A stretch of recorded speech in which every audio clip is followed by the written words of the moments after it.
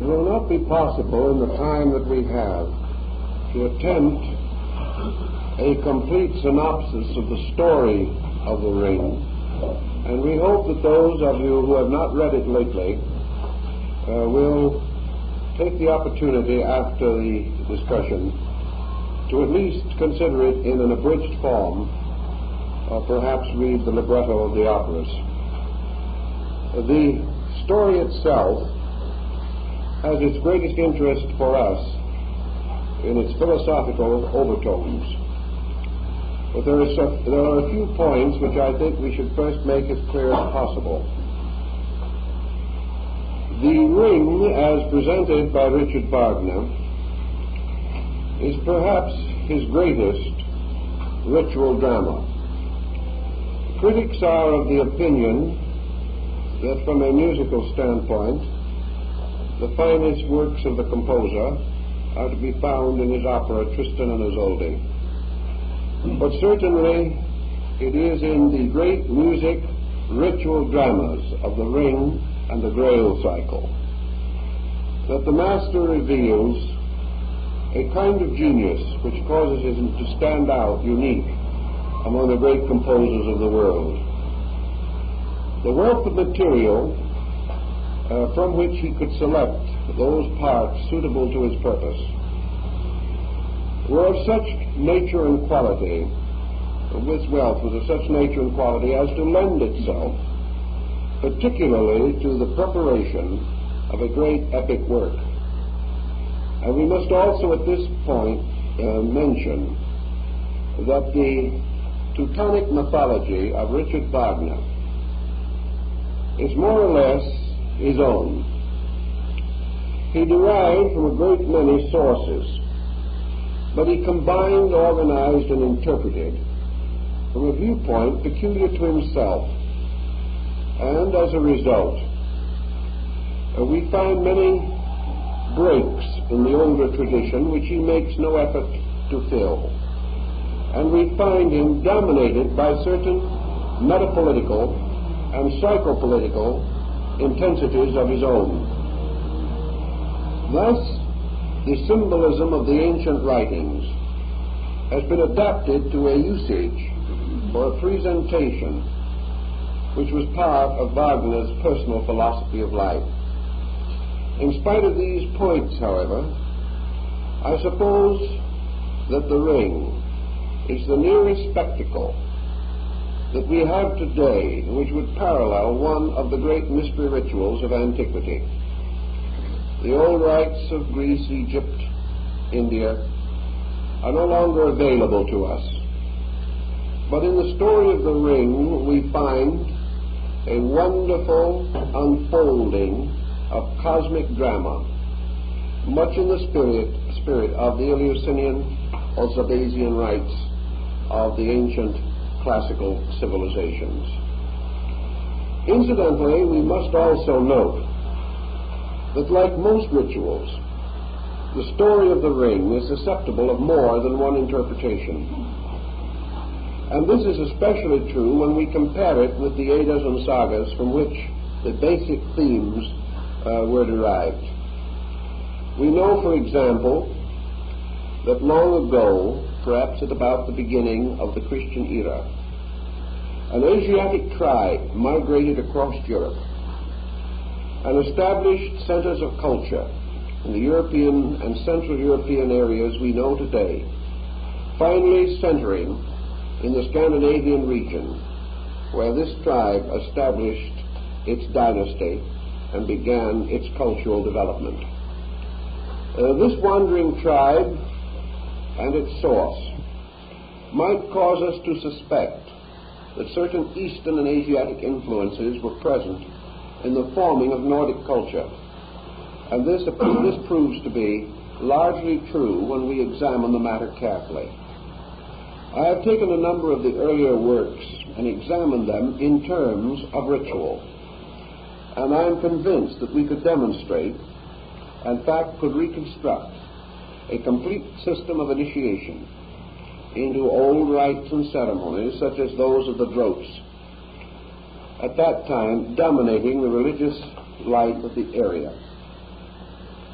Thus we should bear in mind that these stories have levels or layers of interpretation, and we shall try to distinguish only two of these this evening, and we cannot carry either story to its complete and reasonable end. We can only intimate.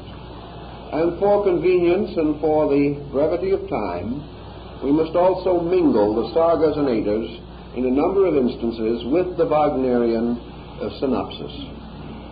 I'll try to point out these interpolations as they come along, but we may not be able to do so in each instance. The great music drama of the Ring, so-called, is generally regarded as being divided into three operas and a prologue. The operas themselves, the Valkyrie, Siegfried, and the Götterdämmerung, form the basic unit of the work. To these is given a shorter but very important prologue, which sets the entire situation and gives us the beginnings and early developments of the great thematic structure which Wagner uses in order to explain his symbolism in terms of music.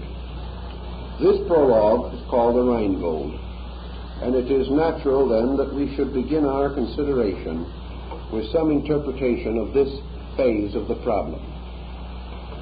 The Rheingold actually begins with the magnificent theme of the Rhine music. And in the Germanic concept, the Rhine takes the place of the great ocean, the great deep, the great sea from which all life springs. The Rhine is therefore undoubtedly and inevitably the river of life, the stream of universal consciousness, moving forever, continuing with its strange melodic, haunting melody down through the ages and down through the great valley of the Rhine. The Rhineland itself becomes, of course, the world, watered by the river of eternal life. And upon this water, the great drama of life unfolds, and along the shores of the Rhine take place the various incidents of Siegfried's great Rhine journey. Siegfried is the Gothic or Germanic form of the Nordic deity Sigurd, and the Sigurd saga of the Nordic area supplies the principal elements of the story. But before the arrival of this important personality in the scheme of things, we have the Rhine flowing on and on, and down in the depths of the Rhine, the sleeping gold, the gold from which is to be pounded the ring of the Nibelung. Now the Rhine gold itself is guarded by three mysterious beings called the Rhine Maidens. And the gold obeys the strange cosmic cyclic law that has been imposed upon it by the Rhine King. And the Rhine King is the mysterious master of all these things, hidden but the great power of law behind the workings of all the manifestations and phenomena of life.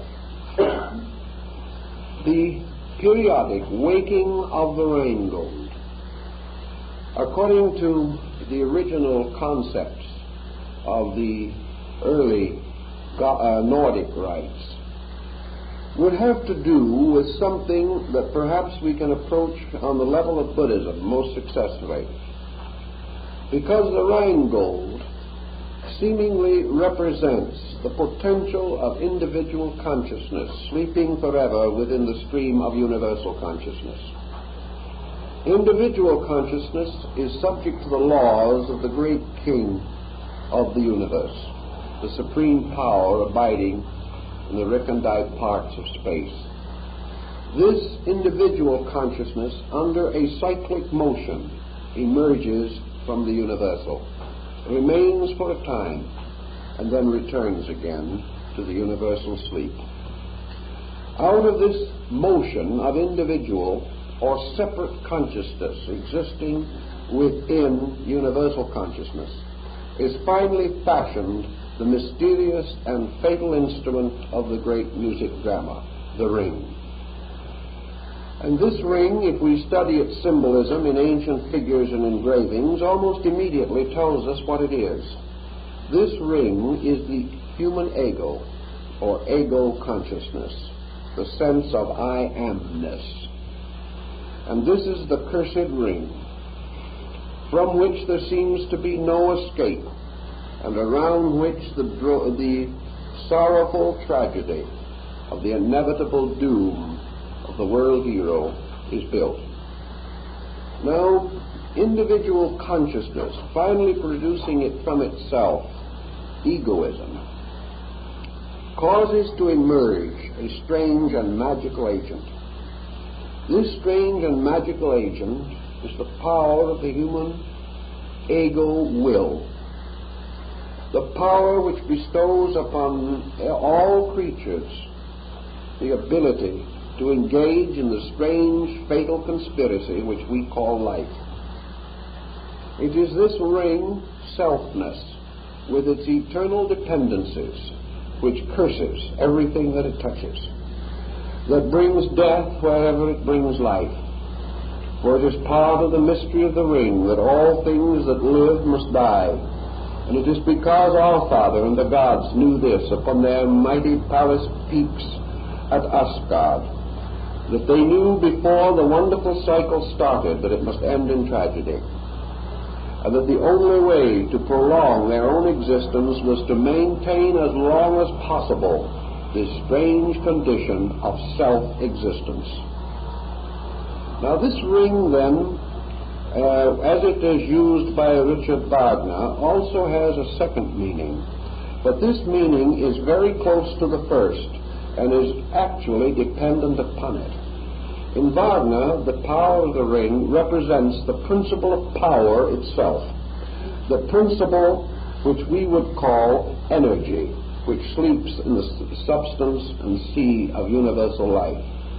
It is this power which men have sought to possess since the beginning of time, and upon which they have built their entire legendary concept of progress, of growth, and of all the advancements which we dream about in life and nature.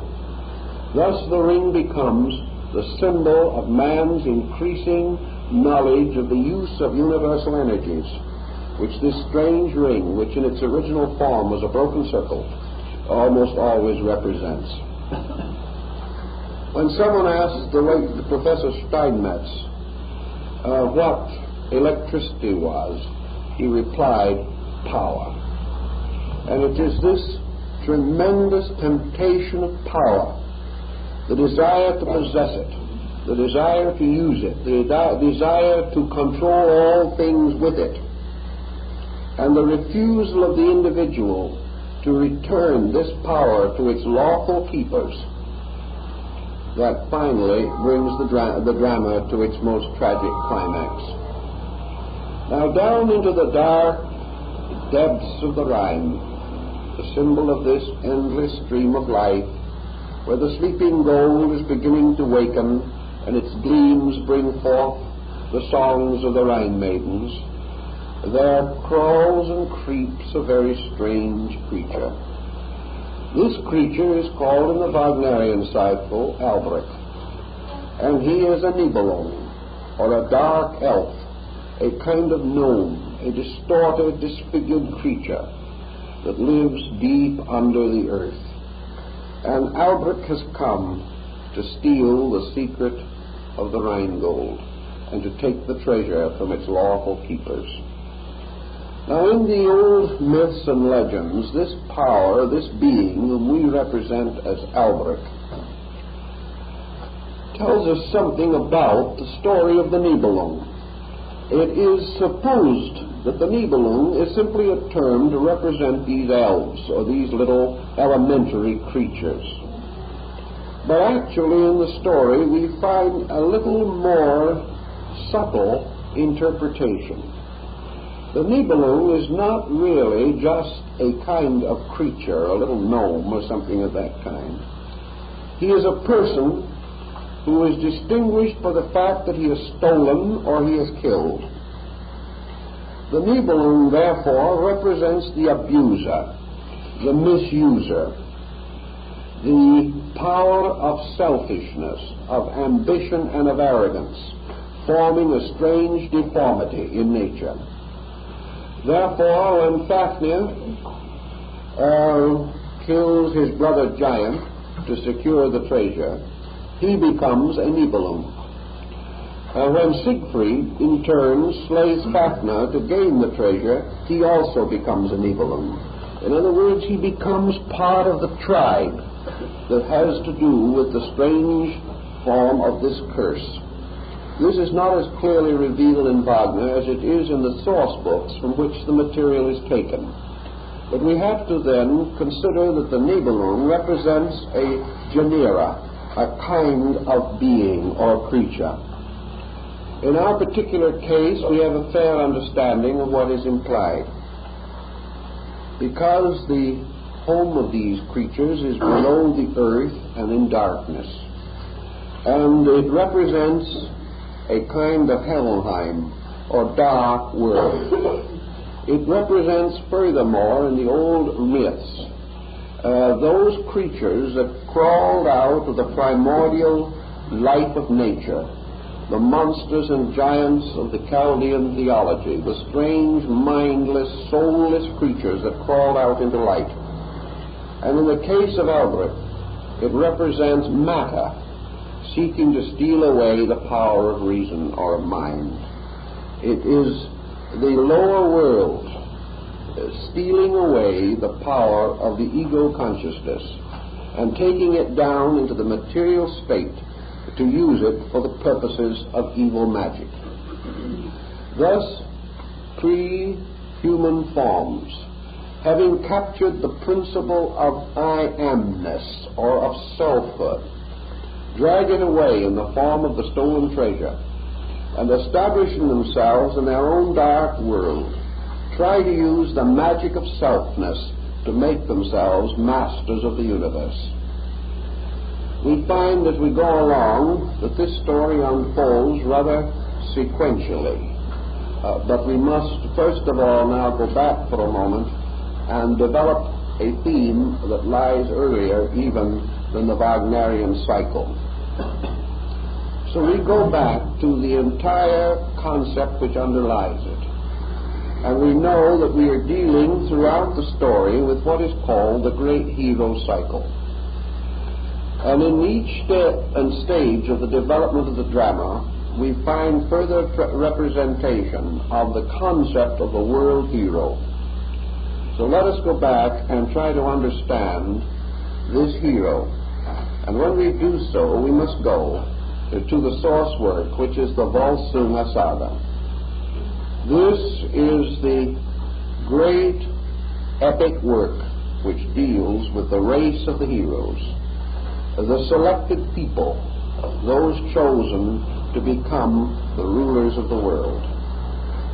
This work describes how Odin, or Wotan, the All-Father, the one-eyed parent of men, called also the Chooser and the Waiter, caused to come forth out of himself a race for the redemption of the gods. This race for the redemption of the gods, this race that must save heaven because heaven could not save itself, this strange group of creatures that must be engendered and whose growth and development was watched constantly by the gods. For in this race was their own redemption, because it is through creation that the Creator must be justified. Therefore, the great work of the creation is to bear witness, reveal, and release the powers locked into it by the creating process. So in order to attain the great prophetic end, the end which was revealed to him out of the wisdom of his single eye, beholding all things, Odin brought forth the father of the Volsung, and his name was Sigi. And it was this Sigi who undoubtedly was actually the historical Scythian prince who, traveling from the Near East, established the great hierarchy of the Drosts, or the religious system of the Nordic peoples. Now, in the New Testament, we are quite often concerned over the problem of the begats, but we have them again right at this particular time, so we have to consider them. And from Sigi descended the race of the Volsung. Now, the son of Sigi was Raya, king of Hunland, and he in turn was the father of Volsung. Therefore, we have appearing at this stage an interesting situation. For with the coming of the third generation, or Volsung, we have the statement that then was born Volsung of the Volsung. This is the first time we have the name doubled in this way. Volsung in turn became the father of Sigmund, and Sigmund's son, Sigurd or Siegfried, became the end of the great line of the Volsung. Now, the line technically ended with Sigurd or Siegfried in the German, but actually Siegfried had a daughter, and this daughter, however, came to a tragic end because she was torn to pieces by wild horses, trampled to death. And with her death ended the entire race of the gods, or the gods' protective, generative creatures. Now, how shall we understand this strange descent of the chosen race, the race that was set aside to save the gods, and yet which in turn the gods themselves were forced to turn upon when this race broke the great laws of nature as represented in the story of Sigmund? Actually, we know that wherever a world hero is referred to, we are actually referring to the whole race of humanity.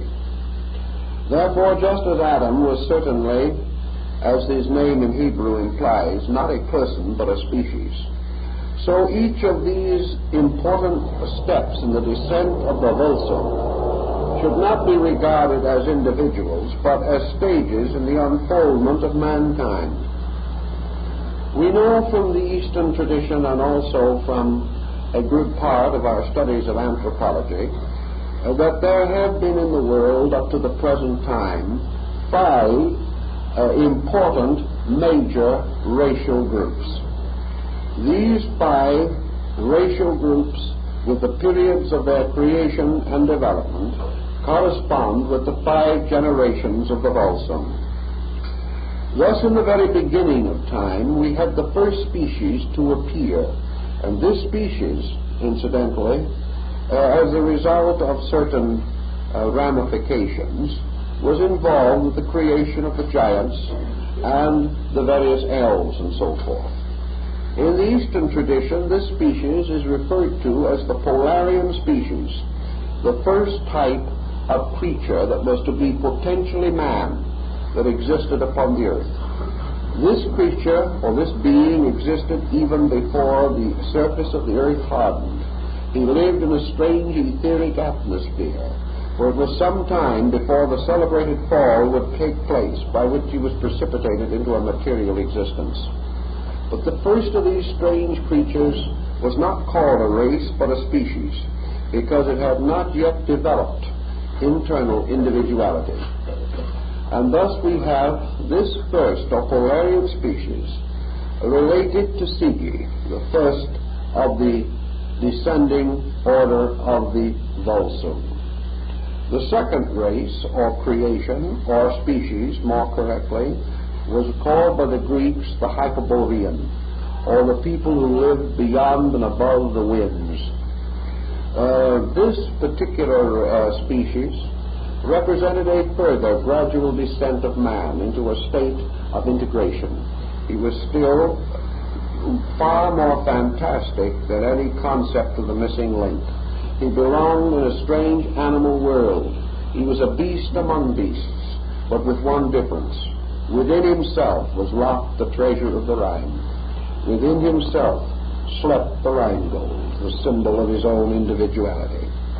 And therefore, although he could not be distinguished from other creatures, there was a separateness, a destiny which he could not withstand. And finally, in the third generation of this family, there came forth Volsung of the Volsungs. And thus in the third great epic, called the Lemurian world, the division of mankind into its present human bisexual structure occurred. And we have the appearance of the first true human being. It is therefore appropriate that just as we refer to the total motion as humanity, that we should refer to this creature as human. And in this sense, we have the same idea as the Volsung of the Volsung, the human being of humanity, the double use of almost an identical term, because now man had emerged, and we have the rise of true individuality and the beginning of life as we know it for humanity. This then resulted in the rise of the fourth great order of life, the fourth great continent, and the fourth race, which we generally refer to as the Atlantean. This is the race that gave us Sigmund, the hero who failed, the hero whose sword was broken upon the shaft of the rune spear of Odin. This was the disobedient one who did not even know his own disobedience, but was bound by a faith beyond his control to come to a tragic end. The tragic end of Sigmund was the tragic end of the Atlantean world. And out of the Atlantean world was born the fifth race, the race to which we now belong, a race which geographically originated in the Trans-Himalayan highlands of Central Asia. This was the race which originally called itself in India the Arya, or the consecrated, the set apart, the dedicated. All races have been so named. But this fifth race, which we generally refer to as the Arya, is the race which is likened to Sigurd or Siegfried, in whom all the hopes of the past had been centered, and who it was hoped would prove to be the savior of the gods.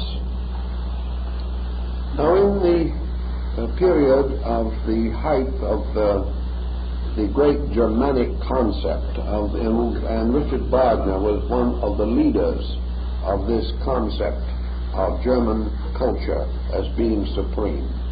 We had the development and indoctrination of the concept of hyper-Aryanism, but this in no sense of the word relates primarily to the original concept, because actually the Aryas were a people that originated nearly 1 million years ago. And among the Aryas you will find almost every type of people that we know on earth today. The Anglo-Saxon was not the one and only Aryan. The Aryas included the Hindus, the Persians, the modern Semites, the Celts, and many other culture racial groups. So that this idea of one small people constituting culture was a purely pro-Germanic approach to the problem. But here we have the development of races under the name of the sons of Volsung. Volsung is therefore the prototypic man, the Adam Kadmon, the collective humanity. And his children became one by one the embodiments of himself and the embodiments of his purpose. Therefore, we also see a strange melancholy fatalism lurking underneath the story of the fifth race, or the race to which we belong. And this strange and rather pessimistic outlook is more or less supported by the ritual drama itself and by the great political drama of the world as we live in it today. Because we are more or less copying or reliving the sagas, the strange story which they told and which they predicted and prophesied is really unfolding around us. Now, this little concept of the racial orientation of things and of the place of the hero tells us, therefore, that when the world hero appears, he is the embodiment of a number of different things. First of all, he is a psychic symbol of the human soul itself. He is the symbol of the archetype of human perfection, which lies locked in every one. Secondly, he represents, in the operas particularly, the concept of intellect or mind as the hero of the world. He is also the ever victorious and ever defeated selfhood in everything that lives. He is the individual who seeks to conquer all things and fails because he has not conquered himself. His is therefore the strange tragedy of man conquering the universe but failing to be master of his own soul.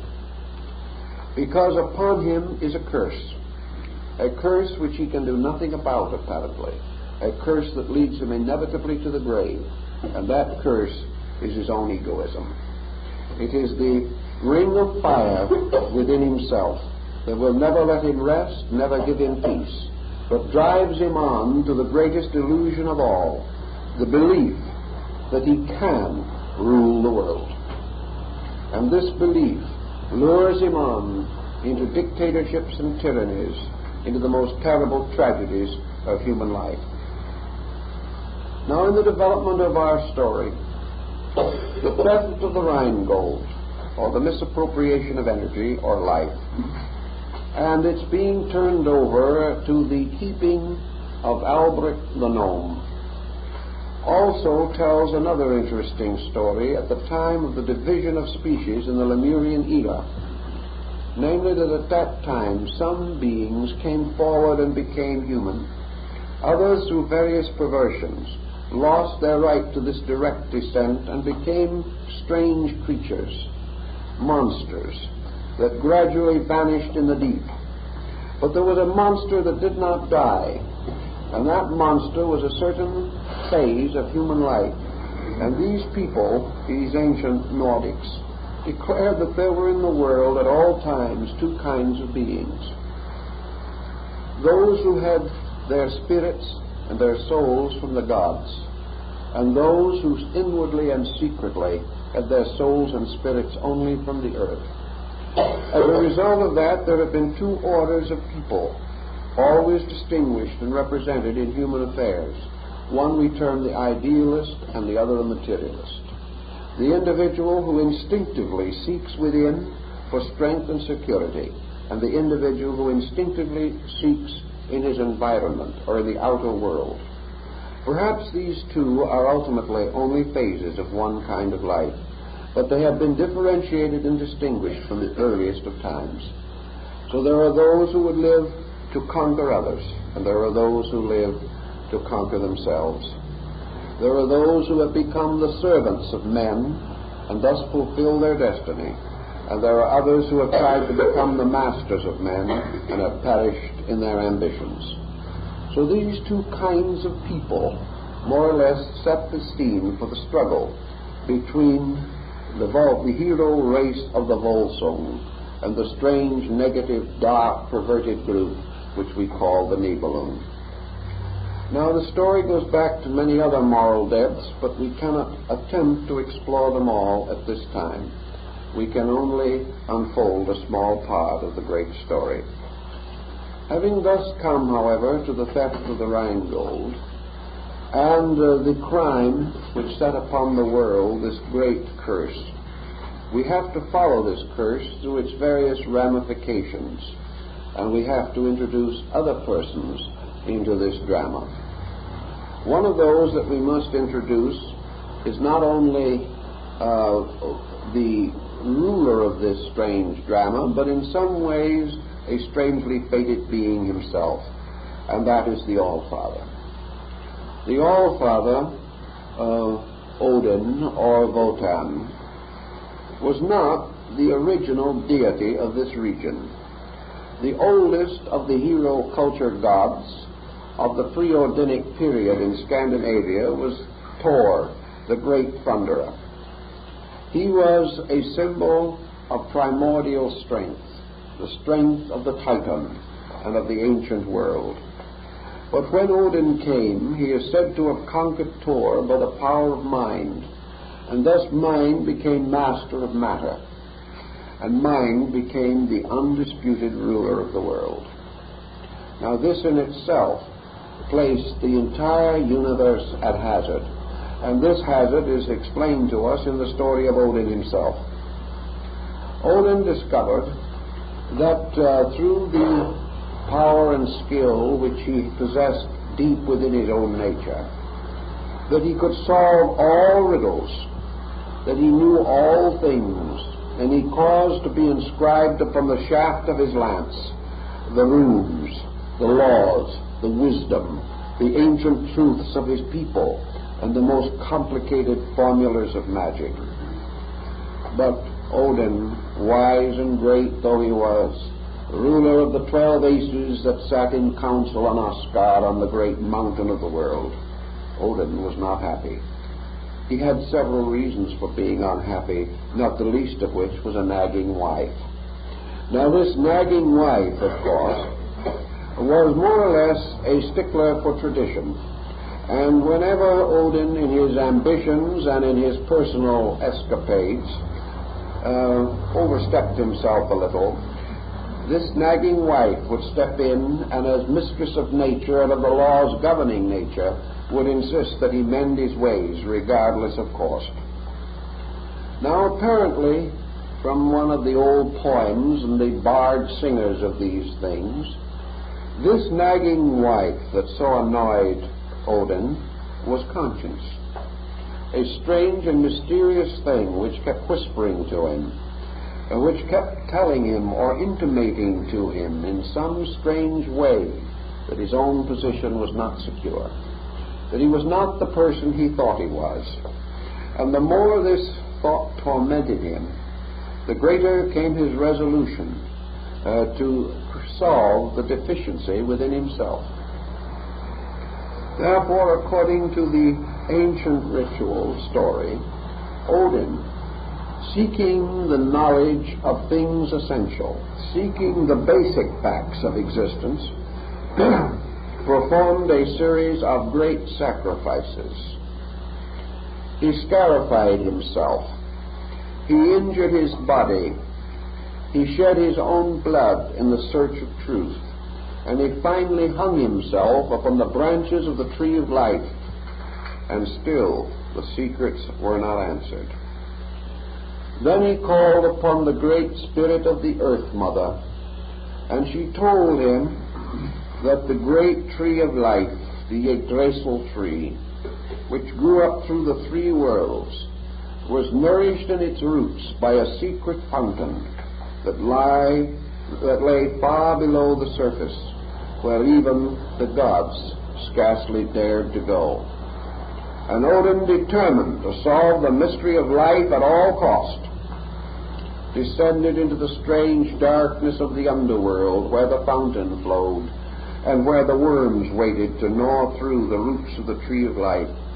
And there he came to a pool of water, and on the wall of the pool was a great face that looked at him sadly, strangely, silently. And this was the face of Mimir. And Mimir was the deity presiding over memory and over all the strange secrets locked in the mind and soul of nature. And Odin besought of Mimir that he should be told the secrets of life. And Mimir told him that there were ways in which his wisdom could be increased, and that the only way in which some of the answers would be given to him would be if he plucked out his own eye and cast it into the pool of memory. So Odin instantly, to achieve his end, plucked out one of his own eyes, because Mimir had told him that if his eye was single, then his body would be filled with light. And having plucked out his eye and cast it into the pool, Mimir spoke to him. The oracle told him many, many things. But when he was finished, the oracle told him also one other thing. And later the great Earth Mother Erda substantiated the report, namely that no matter what Odin learned, no matter how much he knew, no matter how many secrets were open to him, he could never know the mystery of his own origin, his own essential nature, or his own destiny. These things even the gods could not know. And of course the reason they could not know is obvious. Again, a study of Vedanta or Buddhism or Yoga or Tantra will explain it very quickly. Namely, that the mind can never know the origin of life. The mind itself is limited to its own world. It can learn many secondary things, but the primary mysteries are locked from it forever. And another great symbol of the mind, who has just been brought to the motion picture screen in the Ten Commandments, Moses, symbol of wisdom, symbol of the guiding spirit of his people, the leader of the great pilgrimage out of Egypt and toward the promised land of Canaan. This pilgrimage is another version of the Rhine journey, the motion of peoples hoping to be led to security. But when they came at last to the entrance to the promised land, mind could not go in. And Moses went to sleep in the hills of Moab, and Jehoshua the son of Nun led the children of Israel into Canaan. The mind cannot go there. And wherever the intellect seeks the essential answer, that answer is denied. So Wotan, or Odin, as the symbol of the world mind, the demiurgus, or fabricator of the mundane creation, cannot know the secret of life, its origin, its existence, its substance, or its destiny. These things are left for something behind mind, something that rests forever in the keeping of the Rhine King, in the deep mystery of the ever-flowing waters of space, the Tao of the Chinese, the stream of life.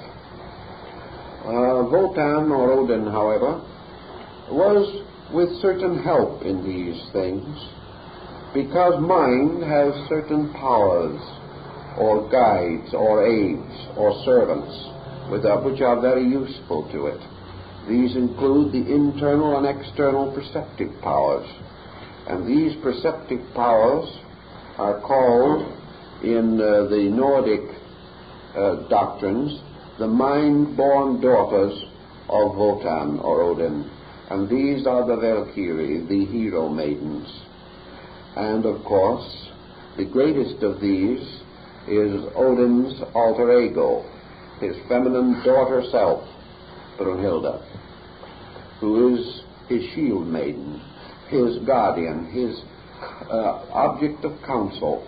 And when all the world fails Odin, and he is broken-hearted and he knows not what to do, he always sits down and discusses it with Brunhilde, who alone of all creatures actually understands him. And this understanding one is, of course, his own soul. And so the various elements of his nature and character are delineated. And Odin becomes this strangely perturbed being who must, in some way, develop a way to transcend the limitation of his own being.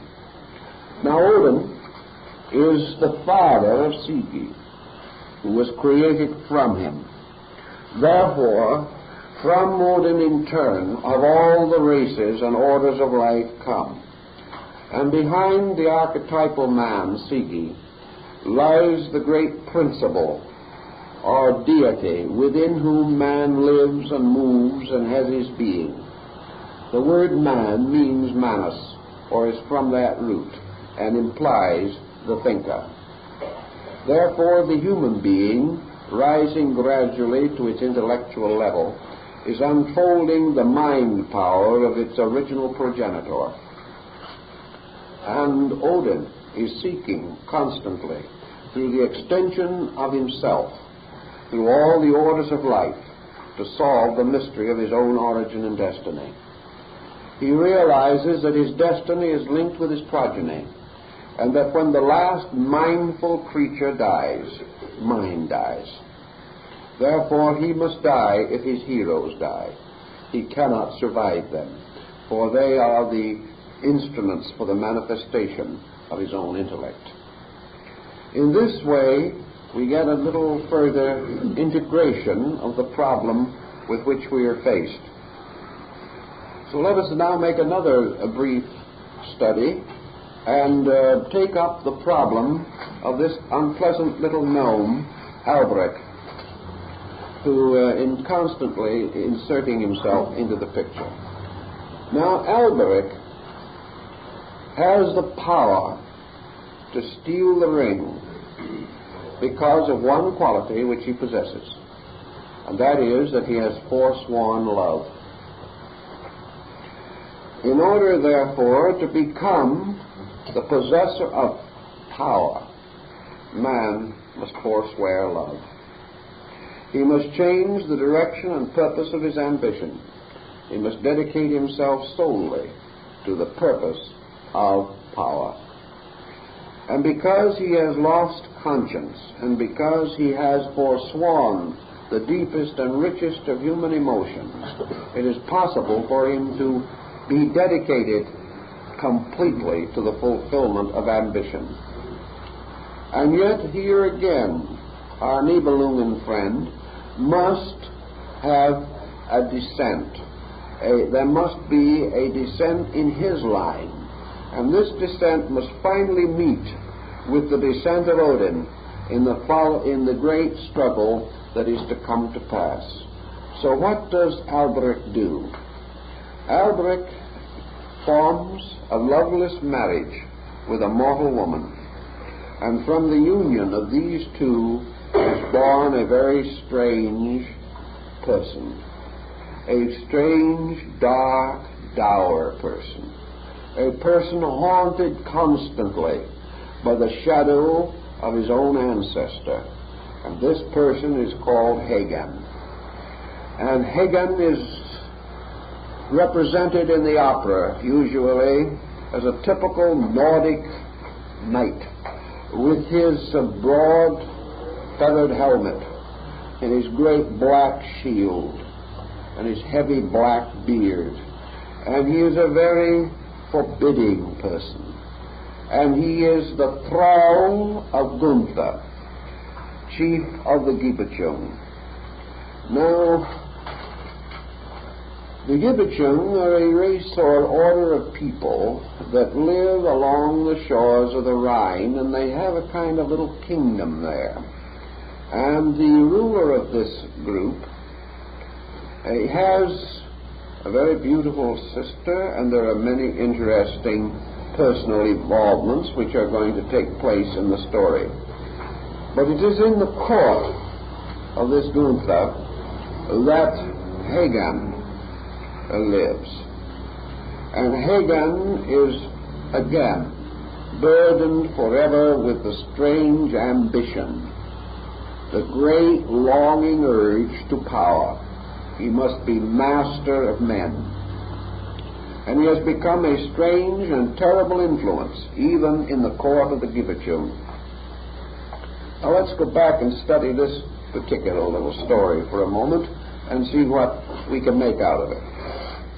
Let us now imagine, as Wagner did, that by Albrecht we have the man who possesses the treasure or power of the ring. In other words, we have the beginning of two lines of descent which Wagner unfolds. The most simple, obvious, and commonplace of these interpretations is that the ring represents gold and represents the curse of wealth, that it represents the entire tragedy of man dedicated to the accumulation of worldly goods, that gold has turned brother against brother and father against son and has brought one culture down after another upon the altars of personal ambitions, that gold is the terrible monster, and that until the age of gold is restored to its original glory as the golden age, we will never have relief from this terrible emergency. But what is gold actually but a symbol? Therefore, the thing that is behind gold is the fact that it has meaning. This gold that is buried under the ground here in the United States has no actual value except to gild picture frames and make high-grade dentures. That's about all it is worth. It has no meaning, but it has a tremendous glittering aura around it, because gold has become the symbol of power. Power is a way in which man defines will. It becomes the symbol in the material world of the instinct of will within himself. Power is the thing for which men have betrayed men since the beginning. And power is the desire of man to rule, to dominate, to master, to become the complete ruler of the material world in which he lives. So Wagner tells us in Double Talk one very simple thing, that the power of the ring falling into the hands of materialism has caused a strange union between an elemental of the underworld and a human woman, and that from these two has been born the strange, foreboding symbol of the union of divine knowledge and earthly greed, and that this union we call today by the rather delicate, scientific, and pleasant name of science. Science is the union of divine energy and mortal ignorance. It is the symbol of a magnificent universal agent which has fallen into the keeping of a gnome, this gnome being unenlightened mankind. And out of the union of human primordial selfishness, out of the lack of insight which marks the material state of man, and the union of this strange, mysterious, magical agent that can apparently do anything man wants it to do, has come this strange fetish, this ultimate determination of man to so increase in his mastery of the universe that he can actually conquer space. He may, there's no reason why he can't, but the whole situation is turned upon him as a horrible curse. And this horrible curse is perhaps as well represented by our present researches in atomics as in any other direction. It is ambition, it is knowledge, it is this endless pursuit of science by science, without moral or ethical overtones or implications, that places the world at the mercy of the one who knows, but not at the keeping or in the keeping of the one who knows what is right. And there is great difference between these things. So the union of ignorant humanity and a scheming dwarf produces the assassin, Hagen, produces the man miserable in himself, haunted constantly by the secret pressures of his ancestral ambitions.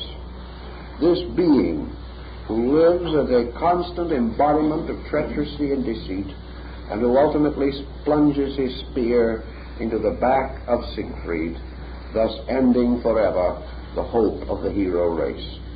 In other words, Hagen, representing materiality, material knowledge, threatens the survival of the spiritual dynasty, threatens the survival of the God-born creation, which was intended to serve a certain end. Yet this God-born creation was not the product of the great keeper of mysteries, the master of the Rhine. It was the creation and product of All-Father, Odin of the one eye, and therefore this whole creation exists only within the plane of mental phenomena. It cannot transcend it. And regardless of the part played by Hagan, the entire scheme must ultimately have failed. Odin knew that it had to fail. Odin knew from the beginning, as the old sagas tell us, that his entire venture was in vain, but that he would prolong it and continue it as much as possible. So here we have several of the characters or persons of our story. And in order to advance it as rapidly as we can, we have to eliminate a good part of the romantic and dramatic development and try to trace through the main theme or the main thread of the account. The account, as we say, extends itself through 4 elements. These elements are represented by symbolic creatures and experiences, and by various steps and stages in the story itself. The 4 parts of the ring therefore correspond to the 4 elements: earth, fire, air, and water. And they also represent or embody the 4 vehicles or bodies of man: the mental, emotional, vital, and physical. Because all of this drama takes place within mundane nature, within the sphere of man's activities. And just as the story of Parzival is built upon the number 5, which is the symbol of soul, so the ring of the Nibelung is built upon the number 4, which is the symbol of matter, which is the symbol, therefore, in an involved and complicated manner, of the entire concept of the fall of man, even as Parzival is key to the entire concept of regeneration. In the story, we thus find the emergence of Siegfried. And Siegfried, who represents the 5th race, is also the son of the widow.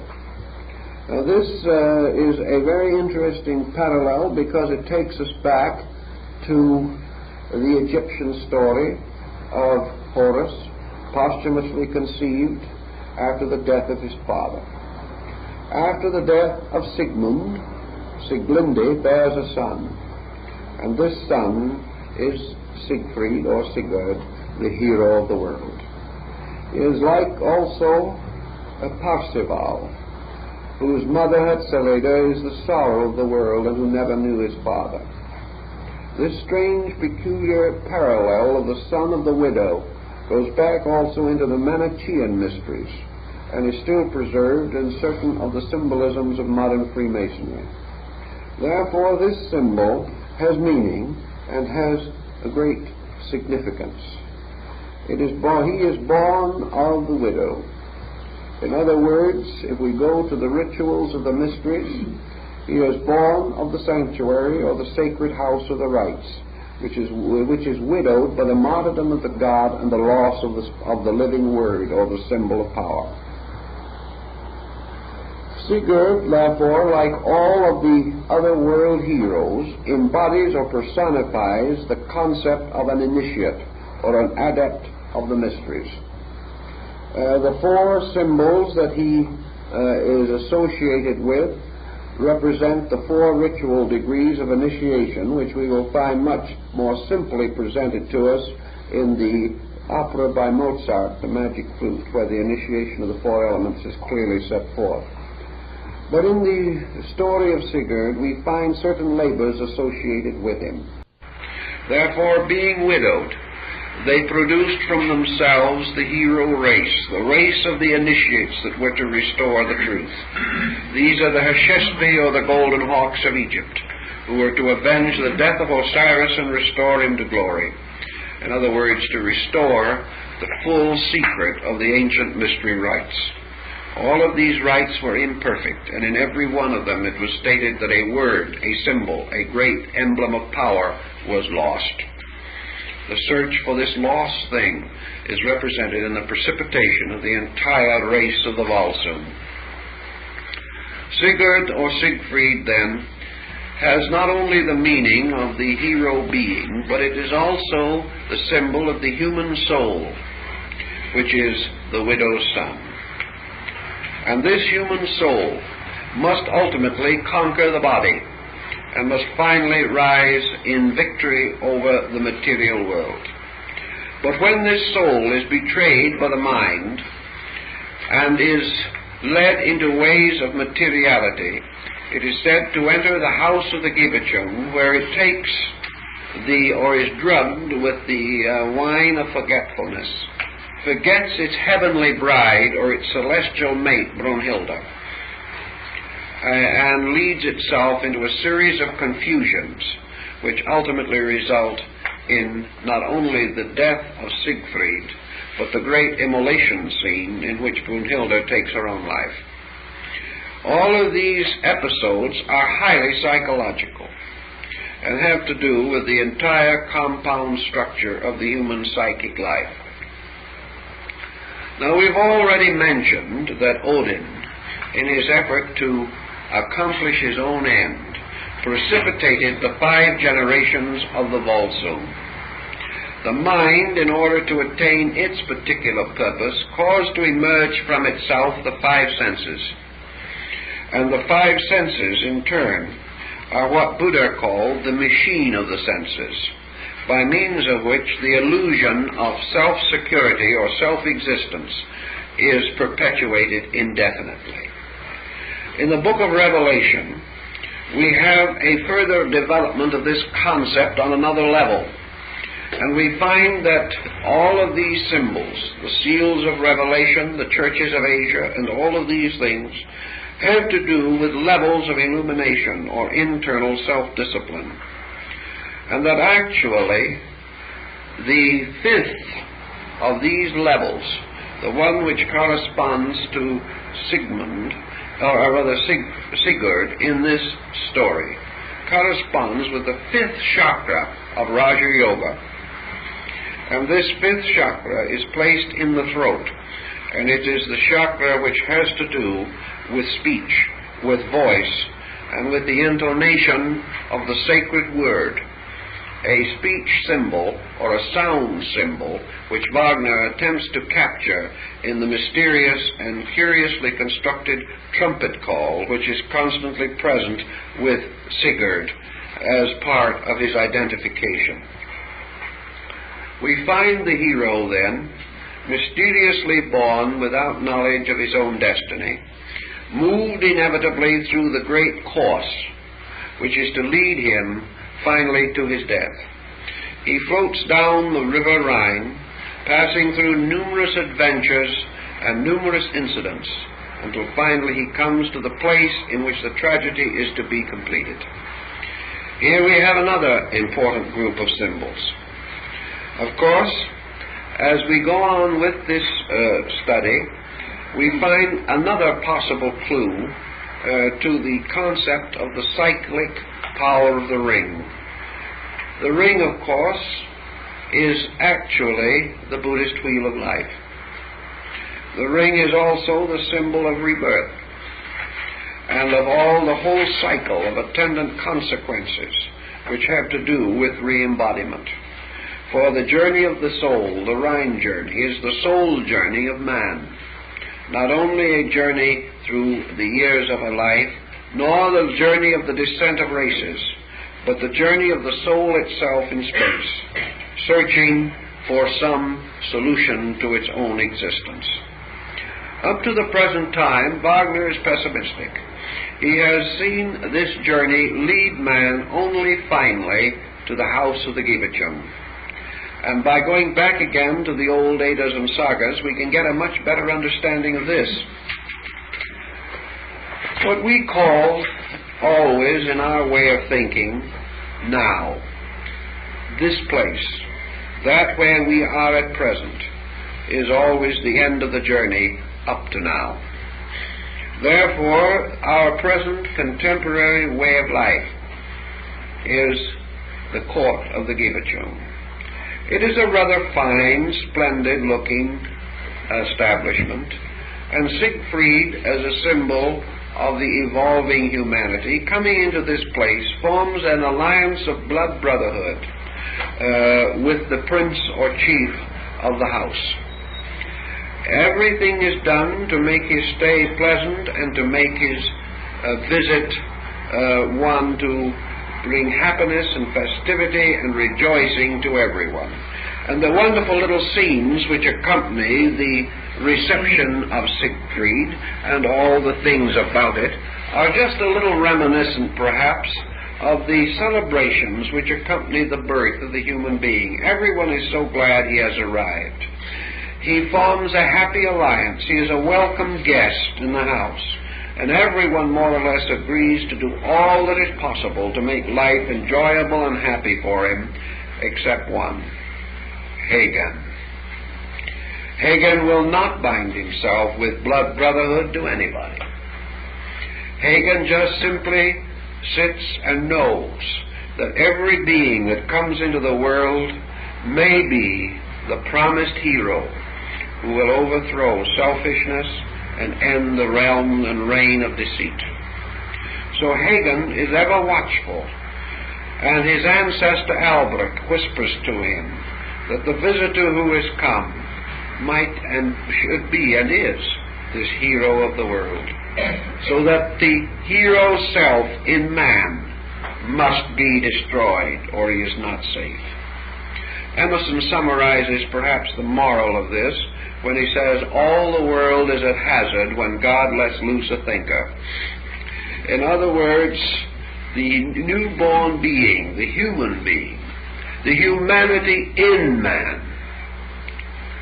the hero soul, always threatens the survival and the ambition of the dark, brooding form of Hagen. And Hagen is this strange collective evil in the world, the strange weight and pressure of old tradition, the status quo that must never be interfered with, the brooding monuments of the past which dominate our lives and which settle down to the quiet task of destroying us. Hagen represents the world opposed to the soul. He represents the skill, the power, the cunning of the world, as opposed to the principle of truth and right. He will not accept blood brotherhood with anyone. He will not give allegiance to anyone. But gradually this Hagen, who is the thrall of Gunther, becomes the bane of Sigurd.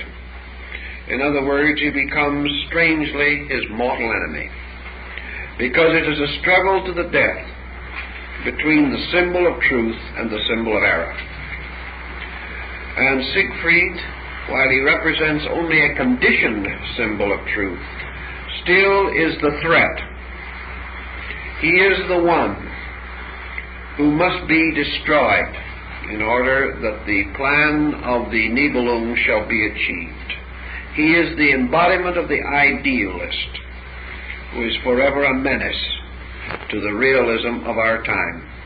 Wagner locks this situation in the house of the Giebelchen, which is contemporary culture or contemporary civilization as we know it. A place which seemingly offers hospitality to all, but within which lurks this dark being who can be the friend to none, to whom friendship is unknown, and who was born of lovelessness and has been nursed by hate. Only one thing rules this thrall of Gunther, and that is the will to power. This is Schopenhauer's will to power, Nietzsche's will to power. This is the cult of the Superman, represented and personified in the descendants of the Nibelung, who were little and dwarfed by nature, but by fortunate circumstance were able to conceal their deformity, but could never conceal the dark and shadowy evil of their souls. Here then is a conflict which arises in society, and which the legend carefully cultivates and makes available to us. Hagen has the entire world of natural magic available to him. And because of the word and advice and knowledge which he receives from his ancestor Albrecht, he has learned to know the secrets of art. And from the offended Brunhilde, he learns of the vulnerability of Sigurd. He learns, for example, that Sigurd the Dragon Slayer, the St. George of Cappadocia, the same dragon slayer as Isdubar, who slew the ancient Babylonian dragon, that this symbol of the dragon slayer achieves a kind of immortality by bathing in the blood of the dragon. And Sigurd did this, and all parts of his body were invulnerable, except one place, where a leaf fell upon his back, a leaf of a tree, the tree of fate, and that this leaf left him vulnerable in one place. And it is in this one place, which was vulnerable like the heel of Achilles, that Hagen, having discovered the secret, thrust the lance which destroyed Sigurd. All this is part of the same general theme, namely that man becoming invincible by bathing himself in the blood of material power and earthliness is still vulnerable. There is still always a part or place which is not protected. And man, no matter how completely he builds around himself the wall of his own closed-mindedness, of his own dedication to materialism and everything that it represents, no individual can achieve immortality by the power of the mind or of reason. No matter how strong we become, we are not safe. No matter how learned we become, we are not happy. Always in this strange mortal tragedy, man seeking immortality must die. This goes on to unfold the fatal phases of the story. Now let us go back again into the cosmic side of it for a moment and see what was supposed to be happening in space during the time in which the great closing cycle of the Götterdämmerung was taking place. It seems that fate, a mysterious symbol represented by three sisters, the Norns, who are forever braiding and unbraiding, tying and untying, weaving and unweaving the threads of destiny, that these three mysterious dark sisters are aware of the fact that there is a strange and inevitable destiny that shapes our ends, rough hew them though we may. And gradually the gods, realizing that the great plan of the heroes is failing, that it is only a matter of time before Hagen, representing the complete embodiment of the adversary, will achieve his purpose, set themselves quietly upon their ancient thrones and wait in complete resignation, hopeless and profound, for the coming of Ragnarok, the twilight of the gods. And the signs which lead to this terrible occasion are found to be present in all parts of the universe. For when the great day comes, the warning will be blown by the trumpeter of heaven who stands guarding the bridge of rainbows which connect heaven and earth. This is Himdall, the keeper of the great trumpets. And he is the one that lets the gods know that the night is coming. And how do they know this? Because slowly all of the great bonds of magic, the runes which they whispered, the spells which they cast, all these strange and wonderful things begin to unwind and fall apart. And it seems that Loki, the god of fires, the Lucifer of this pantheon, who had been bound under the earth with a serpent dropping venom upon him, Loki broke his bonds and dashed forth, ravaging upon the earth. And the great wolf, Fenris, came out of the darkness, howling and with fangs bared. And the ship of lost souls came out of the underworld, a ship made of the fingernails of the damned. And on this were ghosts and demons and monsters and all strange, hideous things. And as the gods waited, they felt the very world beneath them shaking. For the worms, the horrible little things that had been gnawing at the roots of the tree of life, gnawed through the roots. And the great world tree, Yggdrasil, shook upon its foundations and shuddered. And one by one, all of the strange elementary forces of nature were loosed again. And then came the Ragnarok.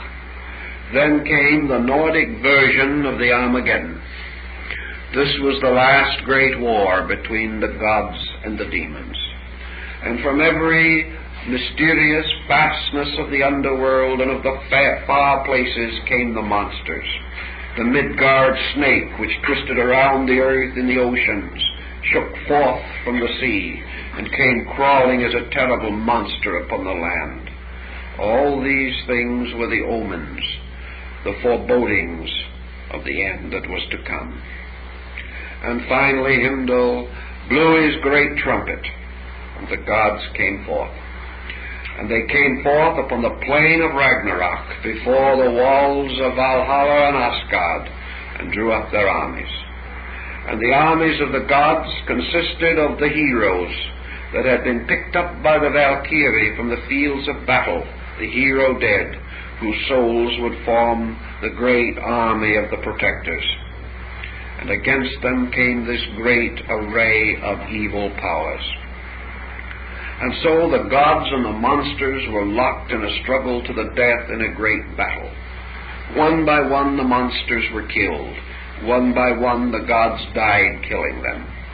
And even great All-Father himself perished in mortal combat with the monsters of darkness. And as the gods fell and their armies ceased, the great throne of Valhalla was shaken, and all the world, moved as by some terrible earthquake and tempest, collapsed into the great sea of space. Collapsed, falling, until all parts of it were submerged except the peak of one mountain. One mountain remained above the deluge, for this was indeed the great flood that destroyed the world. And with the world went the gods and the demons to a common destruction. Everything perished together except two mortals, a man and a woman, who had hidden themselves in this cave on the top of a mountain. And they became the progenitors of a new race, a new way of life. They were the ones who were saved. And from them came a world that no longer knew of the struggle of gods and demons, no longer knew of the old ways that had been. And after the great night of the gods, the sun rose up on this mountain peak and prepared the way for the salvation of the world. In the Sigurd Saga, and as it is presented by Wagner, these factors all coincide with the closing scene of the Götterdämmerung. The entire episode is highly condensed, but its implications are quite clear. Siegfried is dead, lying upon the funeral pyre, wearing upon his finger the cursed ring of the Nibelung that he wore even in death. Every effort to take it from his finger had failed, because the thief, even as he reached for it, the hand closed upon it. It could not be removed even in death, for even in death man cannot forget his ambition to power. That, according to Buddhism, is why he must be reborn again. And so the funeral pyre is there, and Brunhilde appears, and mounting upon her white horse, after her great immolation scene, she rides into the funeral pyre to die with Siegfried. At the same time, the river Rhine rises, breaking through its banks by a strange flood, for this river Rhine is, of course, the German version of the great ocean. into which the world fell. And as the river Rhine rises, the plaintive song of the Rhine maidens is heard. They are waiting for the return of the ring which is theirs. And in this last moment, Hagon makes his supreme effort. Dashing upon the scene, he finally succeeds in wrenching the ring from the dead fingers and jumps into the river to swim away with it. The Rhine maidens drag him down into the depths of the river, and he perishes, struggling to keep possession of the ring.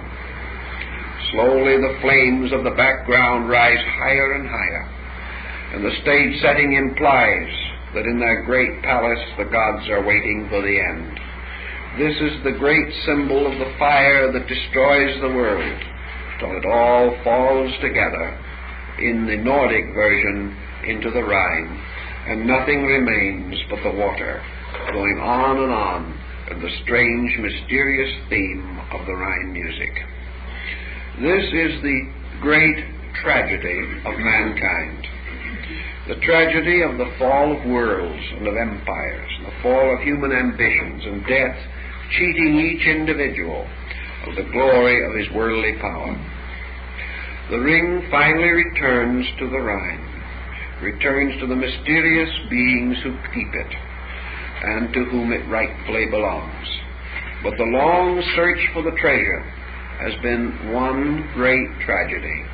Each person who touched it fated to die, each one given the opportunity to return it and failing.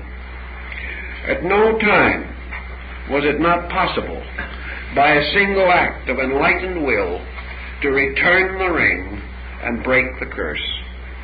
But no one did it. Each, for a different motive, held on to the ring.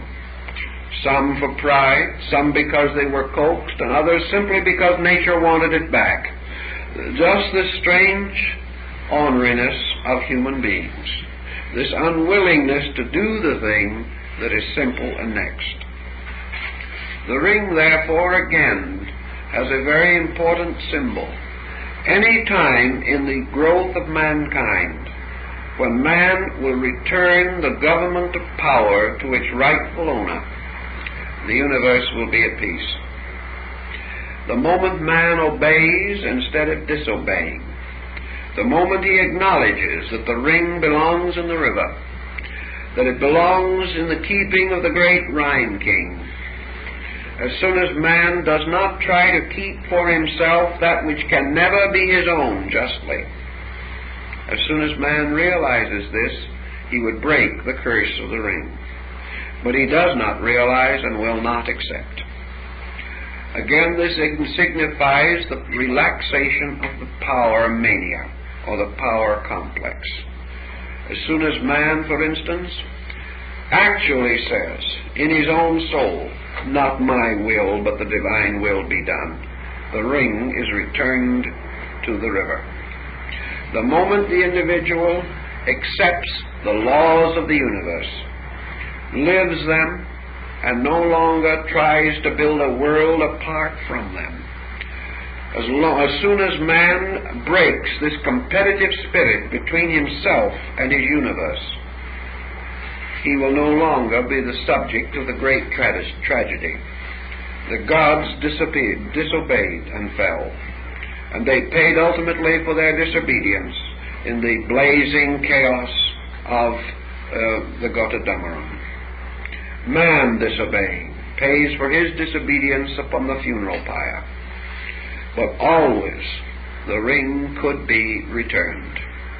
Always it represents power which, if restored to the law, restored to the keeping of the great principles which guard it, restored to the Rhine maidens, who symbolize time as the dimensions of duration and dimensions as the elements of nature and of the formal universe.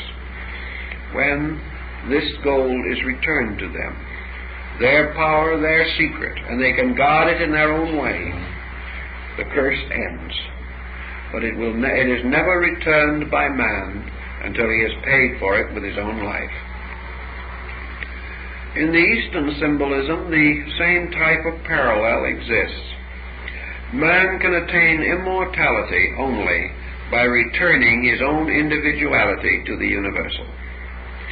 He becomes immortal only when he casts from himself his own ego. When he returns to the sea of life, his own individuality, he becomes universal. When he returns to infinite being, the finite nature of his own personal existence, he becomes infinite. If, therefore, he has the strange supreme wisdom to practice the mystery, he can then rescue not only himself, but the gods. For man, rescuing consciousness from intellect restores the realms and powers of the celestial beings. Behind Odin is the pure mystery of consciousness itself. And we can pause again to consider another phase of this legend. In the very beginning, it is said, there was nothing but space. There was nothing but eternal being. And this eternal being, existing, surviving, going on forever, slowly emotion came within it. The motion of life. This was the primordial motion of the ring, because it is the nebula, the symbol of the rise of energy. And from primordial motion, space or eternity was divided into two parts, a superior and an inferior part. And the heavens, which were above the earth, were divided from the heavens which were beneath the earth. And in this beginning, then, were created the heavens and the earth, the above and the below, the superior and the inferior, reality and illusion, truth and error. And in the Nordic version, this division resulted in two great cliffs, two wonderful walls that seemed to rise up like perhaps we might imagine the walls of the Grand Canyon of the Colorado, two great walls. And between them an immense abyss, a great cleft in space that went all the way down into the unfathomable abyss, because this cleft was cut with the sword of the gods, the sword that was later broken upon the spear of Sigmund, upon the spear of Wotan, was later mended and repaired by Sigurd, and became the mysterious sword of power, the same sword that we find in the Excalibur of King Arthur. This is the sword of enlightened purpose, or as the Hindu calls it in the Gita, take the sword of quick detachment and cut the snaky branches low, referring to the tree of illusion, or to the illusional world represented by the dragon and many other things. In any event, this sword cut the great cleft in space which was called Ginnungagap. And here was a great abyss. And on the cliffs and the walls on each side were giants, frost giants and flame giants.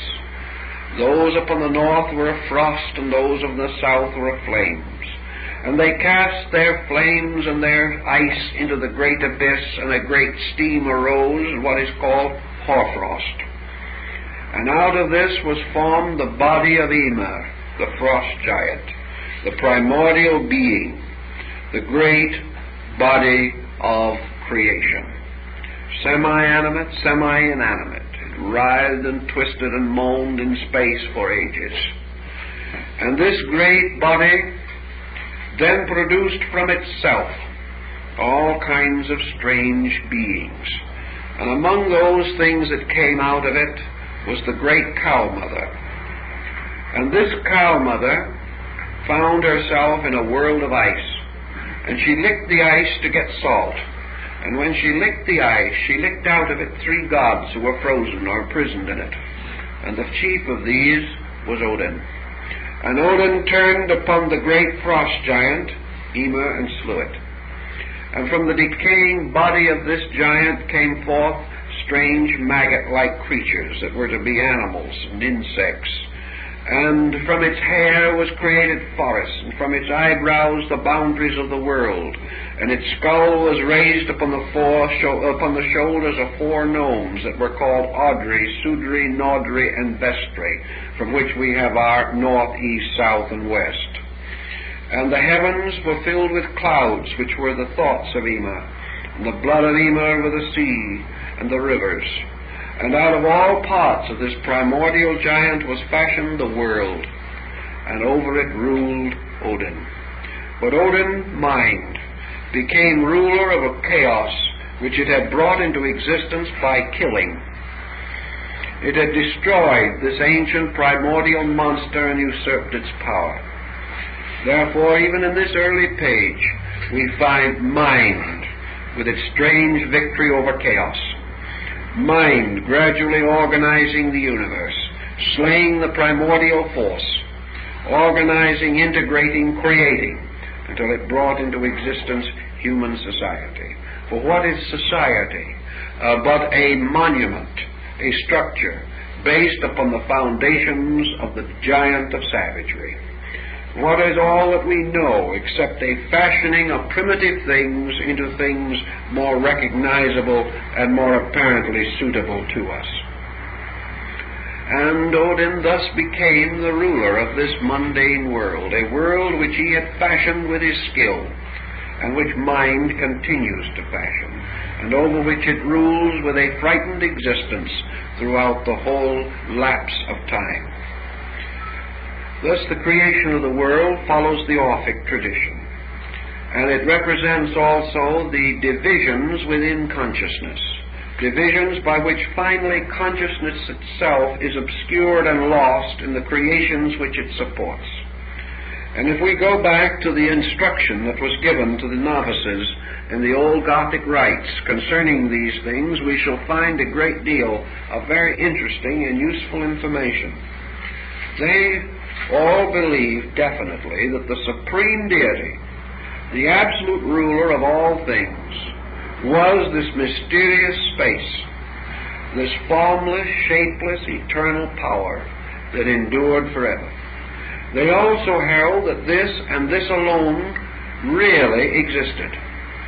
Everything else was subject to decline or change. Nothing was changeless but space. Nothing was immortal but space. And this strange space being, this strange space ever becoming, was the source of life, the reservoir of all energies and of all principles and of all powers. And while it slept on through its own great eternal rest, there was no death, there was no darkness, there was no decay. But in the course of ages, just as the rhythm of the ring meant that periodically the Rheingold came to life, so in the depths and eternity of space itself, there was a strange rhythm under the law of the Rhine King, or the Space King. And this rhythm meant that space periodically, spontaneously became fruitful, and caused to emerge from itself in what Plato calls the great cycles of alternate fertility and sterility. In the periods of fertility, space bore. It caused to come from itself the seminal principles of things. And from the great darkness and eternity of space came forth the twofold powers. And these, ether and chaos, according to the Greeks, represented the active and passive polarities of space. And from the minglings, confusings, and battlings of these two were formed the primordial giant of creation. Now, creation is not just our earth or our world. Creation is the gradual emergence of matter. And Yima, the frost giant, is the symbol of matter, locking again within itself this inevitable mass of little minute seminal lives, which are referred to as maggots and crawling things. It is Odin's mind that slays the principle of matter and begins the process of molding matter into form. And this form world is born between the two great polar cliffs of the Gununga Gap, and is represented by alternate currents of electrical and magnetic energy. And mind, or the world intellect, corresponding to the Greek deity Zeus, begins to fashion the mundane sphere out of the ashes of the giants and the blood of Bacchus. It is a strange, mysterious production, and out of this mystery comes something, form. And form is the great compound, and is the reason perhaps for the lines upon the supposed monument of Lord Bacon at St. Albans, the final observation of a wise man: let all compounds be dissolved. The moment there is compound, dissolution is inevitable. The moment things exist in patterns, these patterns are vulnerable, because these patterns are held together by energy, by a particular and special kind of effort, called in India will or yoga. And this means that all forms exist only because of consciousness concentrated upon them, holding them together, binding them, serving as a perpetual binder of their particles and elements. The moment consciousness is relaxed, form disappears, returning again to its primordial elements, just as the body, after the soul has departed, returns again to the earth from whence it came. Thus, compounds are preserved only because they are enlivened, because they are ensouled by an agent greater than themselves. And wherever this ensouled power exists, greater than that which it ensouls, it can be separated from it. And whenever this separation takes place, compounds are dissolved. Therefore, the whole world and all the mysteries of it, all the strange pageantries and shapes which it supports, all these things are held together by the power of mind, a strange, mysterious agent. This mind can will them into existence. This mind can maintain them with its thought. This mind can decide for them a great and future destiny. But if this mind ever sleeps, if this mind ever rests, if this mind ever turns its attention from this project, these things dissolve and become truly like the insubstantial pageantry of a dream. So the gods hold the world in the grasp of mental energy. And by mental energy, Votan becomes the sovereign intellect of the world.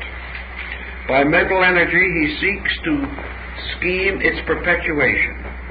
For man, who is an embodiment of mind, is forever scheming his own perpetuation. He wants the institutions that he has to go on. He wants the deeds that he has done to be remembered. He wants those who come after him to know that he has lived. And he also wishes to burden, if possible, the unborn future with his opinions, his convictions, his beliefs. And he is making laws today which he hopes will bind the ages. And yet, in a single instant, this mind ceases. And when a man passes out of this life, it does not seem to him that he dies, but that the world dies. Inasmuch as in this single action, he has removed his attention or his mental focus from a sphere of activity, and that activity fades away as though it never existed.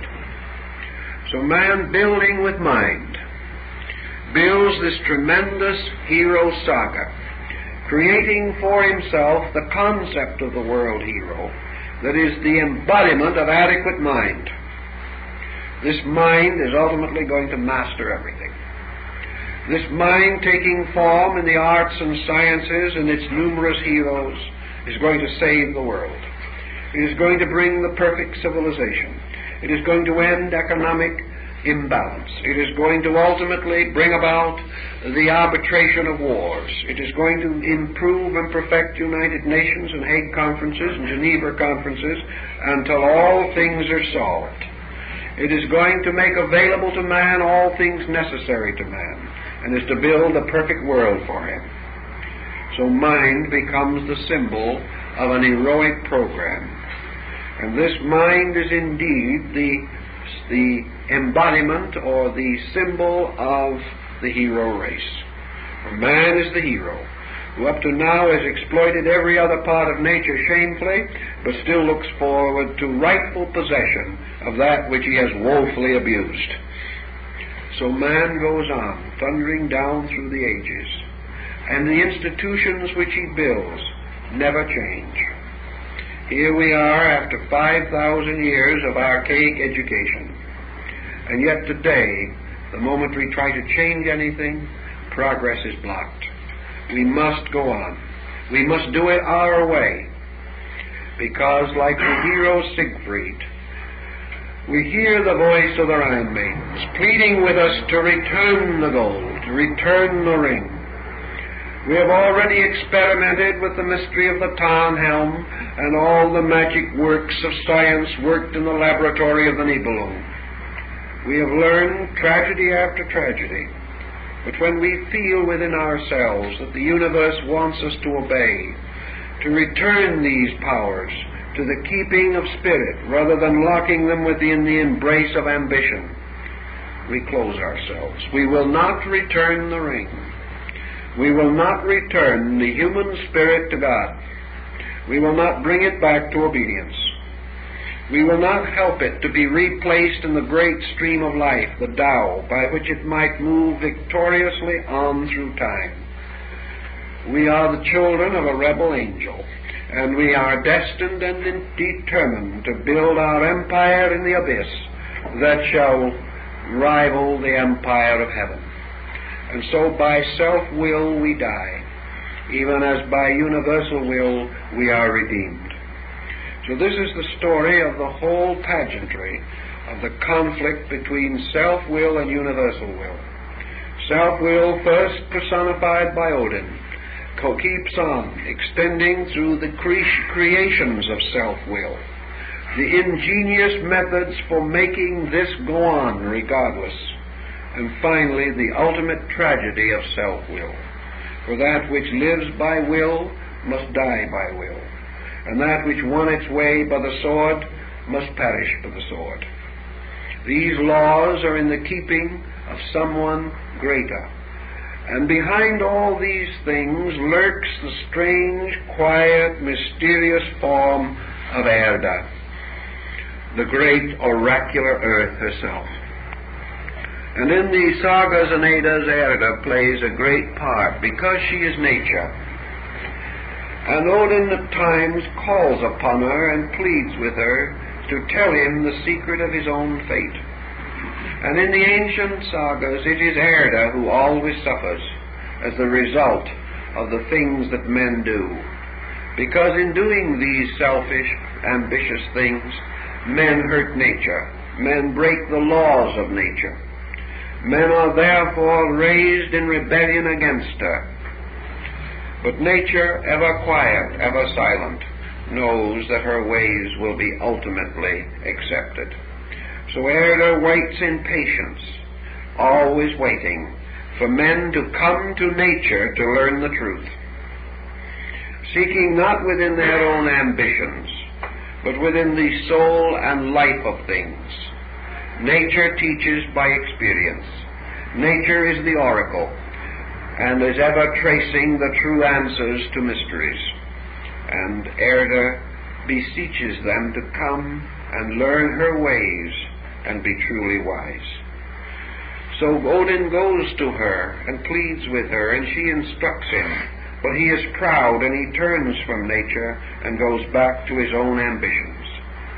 Man also, listening to the voice of nature, watching around him, could learn as Lao Tzu learned, that by silent receptivity to the magnificent message of natural processes, men could be truly wise. But they turn from nature to the works of their own ingenuity. Men no longer live with nature. They live in cities and towns where they can no longer see the sunrise or the sunset. Nature has become something strange, distant, remote, and inconsequential. Their own works have become magnificent monuments to be adored.